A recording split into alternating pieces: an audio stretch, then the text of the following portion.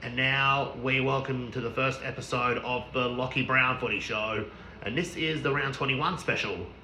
We're going to be taking a look at the review of Round 20, the tips I did after Round 20, the ladder after Round 20, and we're going to be taking a look at our Round 21 predictions. And I hope you enjoyed the show. We kickstart the round with Carlton versus Port Adelaide at Marvel Stadium. First quarter was neck and neck. The second quarter was all Carlton. They led by as many as 31 points. And then Port Adelaide came back in the second half as Carlton only kicked one goal. Let's take a look at the player stats real quick. Willem Drew had a great game with 22 disposals and 12 tackles. Charlie Curnow kicked 3-1 for the Blues. Nick Newman kicked the point and had 20 disposals. Ollie Wines had 25 disposals and 10 tackles. Leading the goal kicking also is Mitch Georgiadis with 3 goals per Port, as Asafa Radagalea, in his move from the defence to the forward line, kicked 2 goals per Port.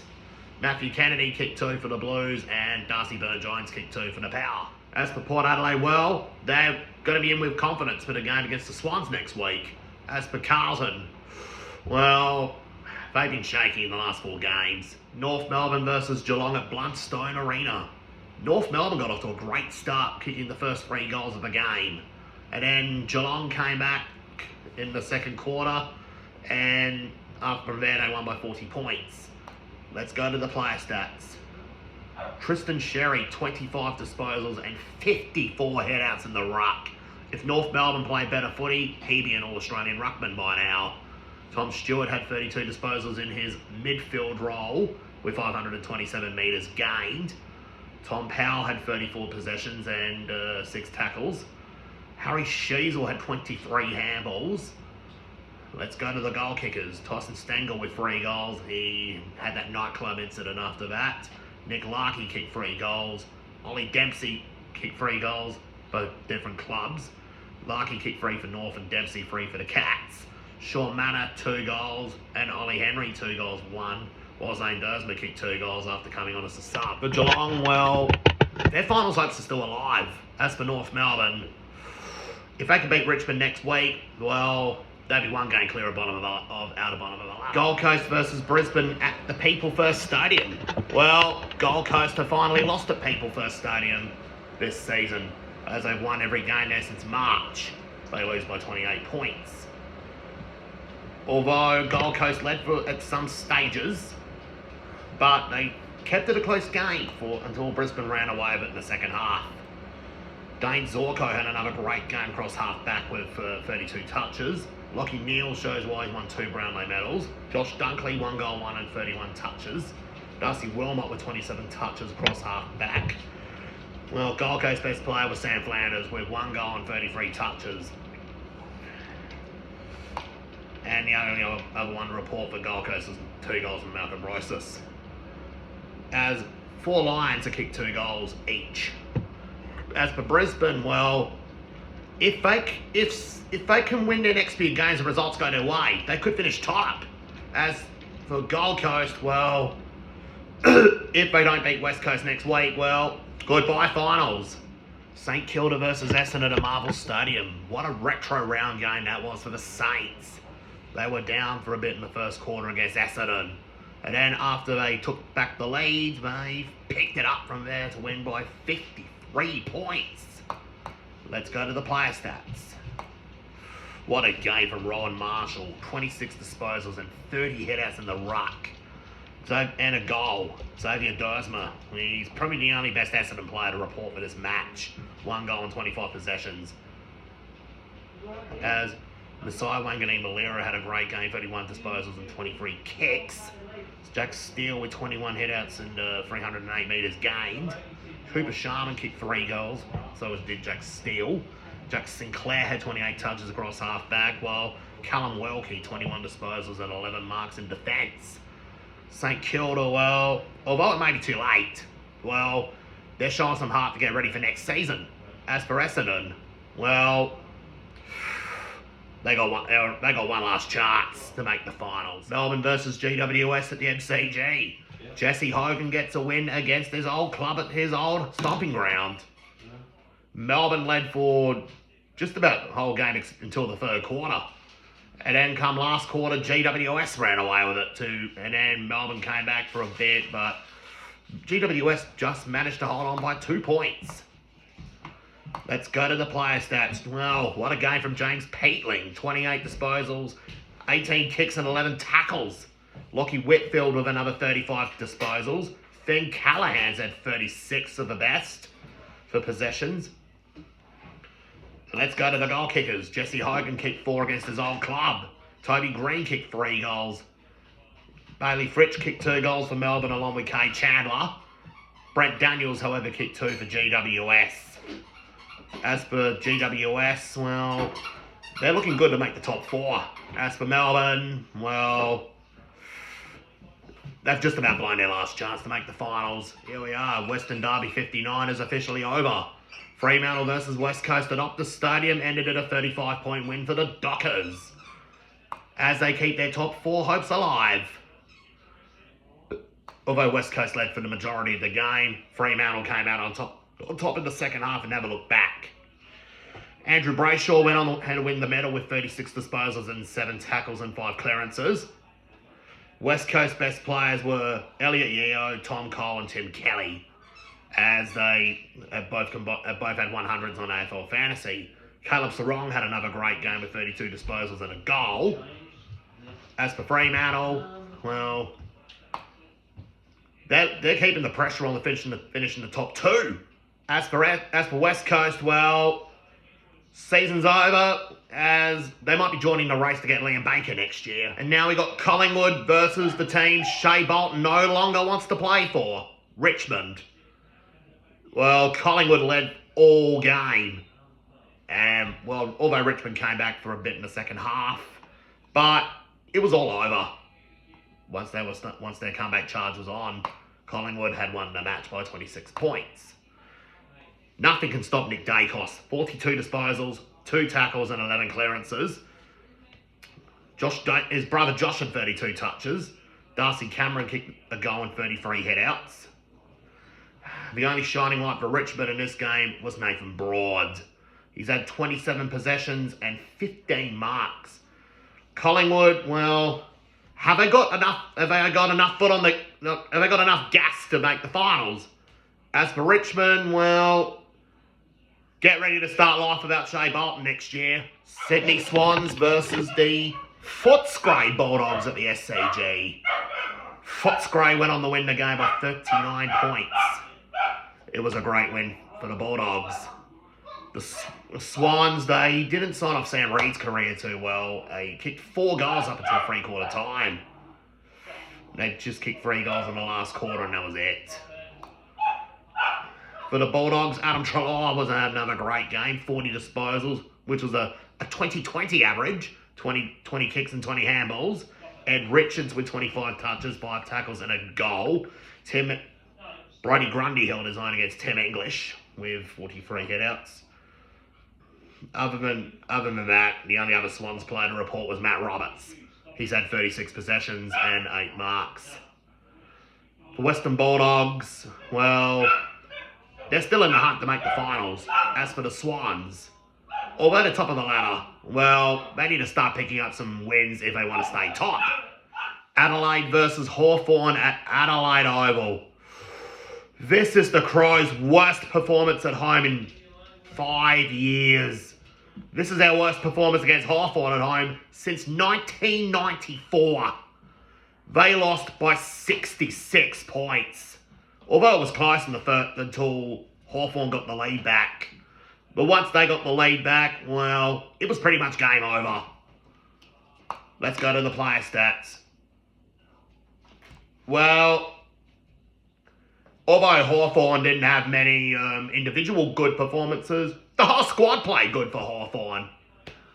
Well, there's only 3 players to report here from Adelaide. Lachie Scholl had 29 touches and 6 tackles. Rory Laird, 29 touches and 8 tackles. Riley O'Brien had 45 headouts. And that's just about it. For Hawthorn, well, they look like the real deal to make the 8 this year. As for the Crows, season done. Get ready for next year. And now we go to round 20 tipping. Carlton versus Port Adelaide. I picked the Blues and the power got up. North versus Geelong. Oh my word. I am very sorry, Geelong fans. Especially Drain your dad. I picked the Kangaroos! What have I done? Gold Coast versus Brisbane. I picked the Lions. They got it done. Saints and Essendon. I picked the Saints. Well, thank God they won by 53 points. That saved my day. Melbourne versus GWS. I picked the Giants. Yes. Collingwood versus Richmond. I picked the Magpies. They got it done. I accidentally better not forget Freo West Coast. Dockers won it, and I picked the Dockers. Sydney and the Bulldogs. I picked the Swans. Bulldogs got it done by 39 points. Crows and Hawthorn. I picked the Hawks, and they got it done by 66 points. That brings my score for the week to 6 out of 9. And for the season, 99 out of 171. Anyway, let's go to the ladder after round 20. First on the ladder, we got the Sydney Swans. Well, they've lost 4 out of the last 5. They need to do something against Port next week. Second on the ladder, we got the Brisbane Lions. Are they ever going to stop winning? Third on the ladder, we got Fremantle. They're in great form too. Once they beat Sydney, they really got going. Fourth, we got Carlton. Well, they have hit a massive speed bump. They've lost 3 out of the last 5, especially against Port. Fifth, we got GWS. They're beginning to catch up slowly. They've won 4 in a row. Sixth, we got Geelong. They got their form back after the win over North Melbourne. Seventh, we got Port Adelaide. They needed that character win against a good side like Carlton. Eighth on the ladder, well, we can say Footscray, because they're going to be using that for retro round this week. And they made a statement win over the Adelaideers. Ninth, we got Hawthorn. They had a good statement win over the Crows. That brings that percentage up to 100. 10th, we got Essendon. Well, get ready to book your Bali trips from Flight Centre Essendon, because the lowest airfares are guaranteed. 11th on the ladder, we got Melbourne. Well, their season's just about over, and they got an informed Footscray next week. Well, sorry Melbourne fans. Get ready to go to Flight Centre. 12th, we got Collingwood. Can the Magpies still do it? 13th, we got Gold Coast. Sorry, Gold Coast fans. Well, in 3 weeks' time, this might be the last time you'll see People First Stadium for the season. You may as well go to Wet n Wild, Movie World and SeaWorld for the rest of the season. 14th, we got St Kilda. Well, they've still got a mathematical chance to make the finals. 15th, we got Adelaide. Season done. And the bottom 3, we got not got much to report. West Coast, North Melbourne and the Tigers. As those 3 got flogged. Here we are. We start round 21 predictions with Footscray versus Melbourne at Marvel Stadium for a retro round for the Bulldogs. Footscray are going to be celebrating 70 years of their 1954 premiership win. Melbourne will be looking to keep their season alive and still make finals. But for this game, I'm going with the Bulldogs by 38 points.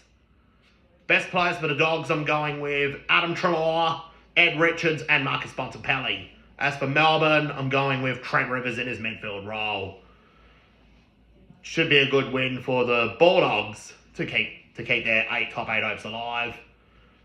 As for Melbourne, they need to keep their season on track. West Coast versus Gold Coast at Optus Stadium. West Coast are going to be celebrating their retro round, going back to 1995, as they wore their Guernsey back on Gather round. Gold Coast, they need to win away from home. Is tomorrow night's the night? Or could West Coast be the team that could potentially end their season after all? And they'll definitely not make finals. As for this game, I'm going with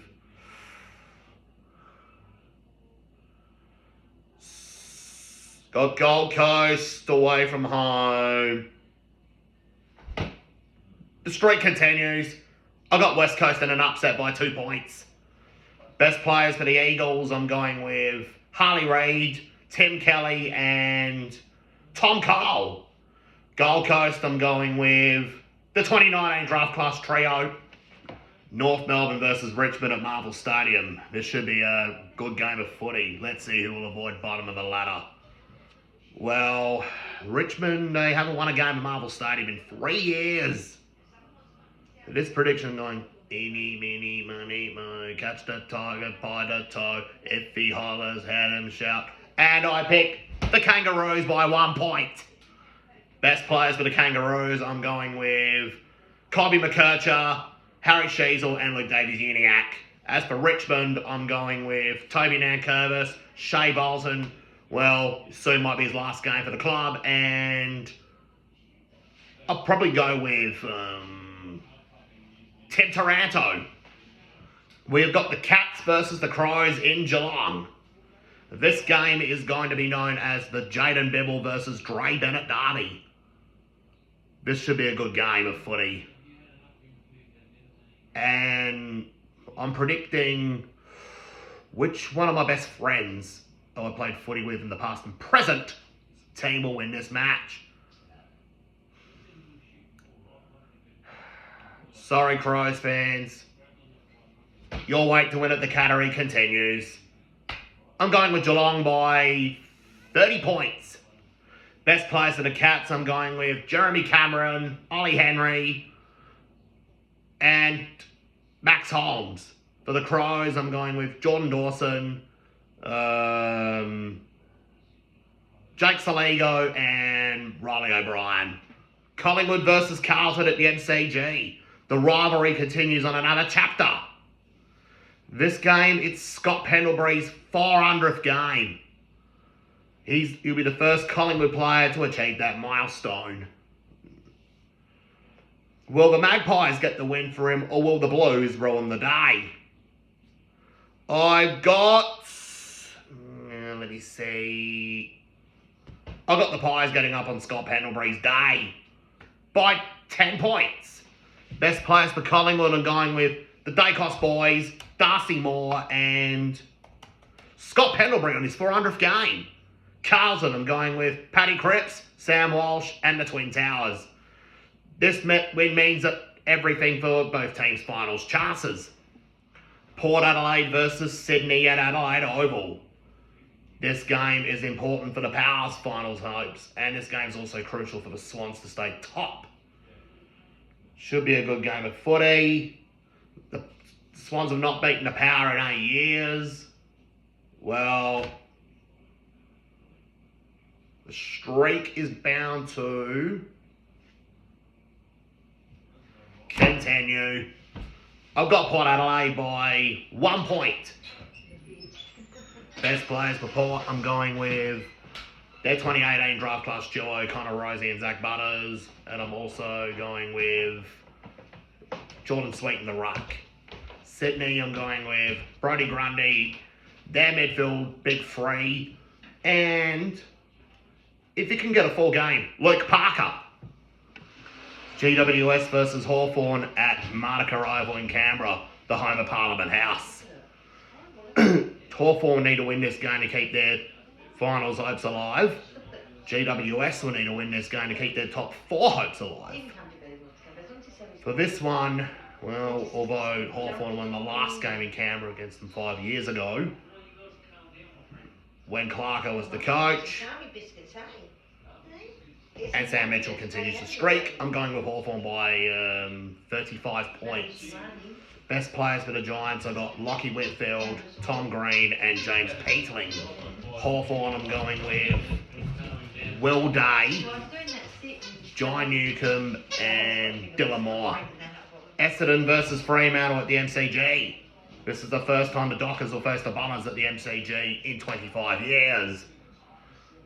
For this game, however, I'm going with the Bombers. Season over, losing by 91 points. As given that, well, Essendon don't usually turn up in August. Best players for Fremantle, I'm going with basically the whole side at this point. As for Essendon, I'm going with Xavier Dersma and Jai Caldwell. Here we are, Saints versus Brisbane at Marvel Stadium, last game of the round. Well, for this new segment, we're going to be going to Lockie's Back to the Future time machine, as we have just set the destination time to May the 1st, 2004. 20 years ago, to go to cover St Kilda versus Brisbane, back it was known as the Telstra Dome. What a game that was. The Saints got up by a point in a classic. They were down by 6 points with 2 minutes to go. It looked like Brisbane were going to get up to get their 5th win of the year. But St Kilda, they would go 6-0. 2 goals from Fraser Garrick. 2 goals from Brent Guerra, coming in his new role from after playing for Port Adelaide for 4 years. 2 goals to Justin Kazechki. 1 goal to Stevie Mill. 2 goals from Nick Rewalt. What a youngster he's turning out to be at just 21. Troy Schwartz, what a hero he is for the Saints. He kicked the winning goal with just 38 seconds left to give St Kilda a 1-point win, thanks to that hand pass from Michael Voss's brother, Brent Voss. As for the disposals, Robert Hardy shows he has not lost his potential after he won 2 Brownlows in the 90s, kicking with 24 possessions and a goal. Lenny Hayes shows he can do it as captain, 28 possessions. Could the Saints will do it in 2004. As for the Brisbane Lions, Nigel Lappin kicked 3 goals. He shows he hasn't lost a bit of his speed at 8.28.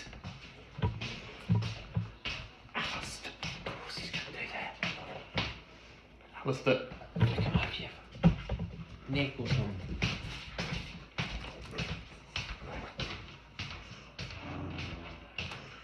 Sorry. Hell cap.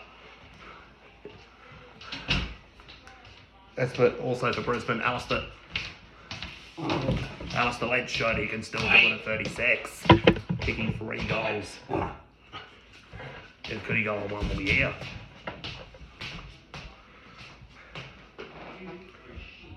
Michael Voss kicked 2 goals and had 21 touches. Jason Ackermanis kicked 2 goals for the Lions.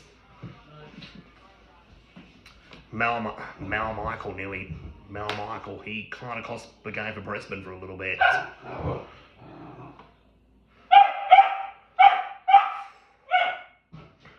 And anyways, we are back in the present. Well, thank you for recovering my Brisbane scar for 20 years ago, Dad. Yeah. Thanks. Who's going to get that too? Kellogg's, he'd been very naughty 20 years ago as well. Oh, man, he's ripping the shit out of that jumper. Oh.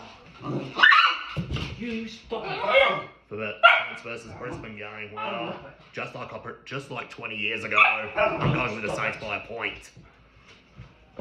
In a thriller. Do you know what you should do? What's that? Go sit in your fucking sister's room. Yes. Anyways, you're gonna fucking leave you alone and then shut the door and I can sit in Lauren's room for next week's episode. Best players for the Saints, I'm going with Ryan Marshall, Jack Steele, and Cooper Sharman up forward. For Brisbane, I'm going with Lachie Neale, Hugh McCluggage, and Josh Dunkley. Anyways, that is the end of this week's episode of the Lachie Brown Show, and we'll join you again next week for episode 2. Yeah, go safe.